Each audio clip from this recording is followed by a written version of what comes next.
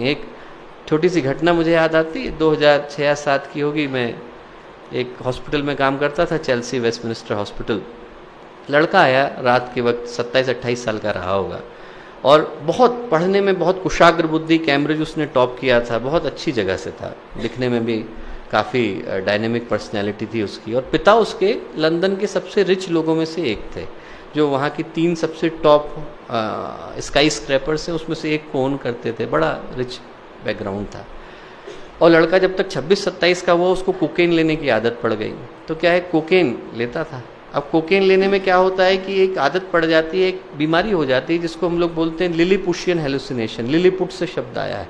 Gulliver and Lilliput कहानी सुनी होगी आपने, कि छोटे छोटे इंसान दिखाई पड़ते हैं, है नहीं, पर उसको दिखाई पड़ते हैं कि मेरे शरीर पर छोटे छोटे कीड़े, छोटे छोटे इंसान चल रहे हैं। तो वो क्या करता था कि इंसुलिन की सिरिंज लेके उन आदमियों को निकालने की कोशिश करता था जो थे नहीं, imaginary figures, they were not there, उनको निकालने की कोशिश करता था। तो जिस रात को हमने देखा, 27 छेद पूरे शरीर में थे कोकेन लेने के कारण, और बिल्कुल बहुत बुरी स्थिति थी। 3 महीने लगे उसको ठीक करने में, जैसे तैसे ठीक हुआ।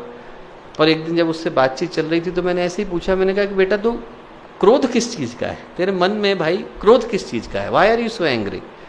तो बोला मैं अपने पिता से बड़ा क्रोधित हूँ। तो मैंने पूछा क्यों? बोले आप एक सामान्य व्यक्ति की कल्पना करो, 18 साल का होता है तो एक एजुकेशन के लिए ट्राई कर रहा है, एजुकेशन मिल गई तो जॉब के लिए ट्राई कर रहा है, जॉब मिल गई तो फैमिली के लिए ट्राई कर रहा है, ऐसा आदमी ट्राई करता है, घर बन जाए सब। बोले मैं 12 साल का था, मुझे फरारी मिल गई, 14 साल का हुआ तो हेलीकॉप्टर मिल गया, 16-18 साल का हुआ तो बहुत बड़ी कंपनी का मालिक बन गया। कभी अपने को प्रूव करने का अवसर नहीं मिला, ऊपर जाने का कोई अवसर नहीं था, नीचे गिरने के पर्याप्त थे। तो मैंने कहा देखो भाई, तुम्हारे पिता इसके लिए रिस्पॉन्सिबल हो भी सकते हैं, नहीं भी हो सकते हैं, उनका इंटेंशन कभी ये नहीं था कि तुम्हारा जीवन बर्बाद हो, उनने तो अपनी ओर से अच्छा ही करने की सोची। पर यदि आपको लगता भी है कि आपके पिता रिस्पॉन्सिबल हैं, तो जिंदगी किसकी है? जिंदगी भर तो आप अपने पिता को ब्लेम करते हुए नहीं गुजारोगे ना, कुछ तो अपनी ज़िंदगी के लिए करोगे। तो उसके बाद फिर वो दिखा नहीं। 3-4 साल के बाद उसने साउथ अफ्रीका से एक पत्र लिखा और कहा कि साहब आपने जो बात कही तो बड़ा दिल में गहरे चुभ गई, और मैं पूरे विश्व की यात्रा पर निकल गया।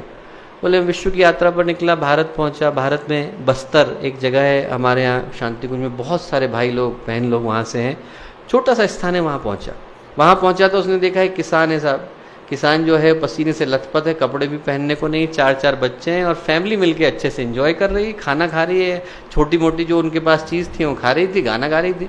उनने इसको भी बुला लिया, बोले तू भी खाना खा ले।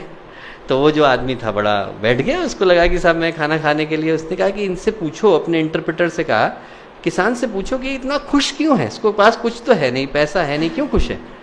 तो उसने उससे पूछा तो किसान ने जवाब दिया, उसने कहा कि साहब इनसे किसने कहा कि मेरे पास कुछ नहीं है? बोले मेरे पास परिवार है।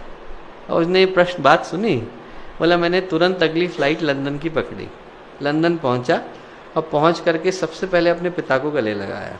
बोले हम दोनों फूट फूट करके 4 घंटे रोए। आदमी के अंदर इतना भाव भरा हुआ है, हमको पता नहीं चल पाता, हम लोग को लगता ही नहीं, हम कभी पूछ ही नहीं पाते। हम छोटे छोटे होते हैं, अपने माता पिता से जिद कर देते हैं कि साहब आप एंड्रॉयड लेके आओ, कभी ये नहीं पूछते कि साहब आपकी छोटी सी जॉब है, लाओगे कैसे? हमारी इच्छा है, हमारी इच्छा के लिए दूसरे को तड़पना पड़ता है। कई बार हम अपने बच्चों से आशाएं कर बैठते हैं, पर हमें नहीं पता होता बच्चा इस आशा को पूरा कैसे करेगा।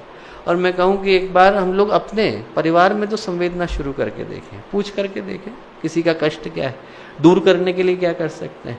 दूर करने के लिए हम सब कुछ नहीं कर सकते, पर भावनाएं तो दे सकते हैं।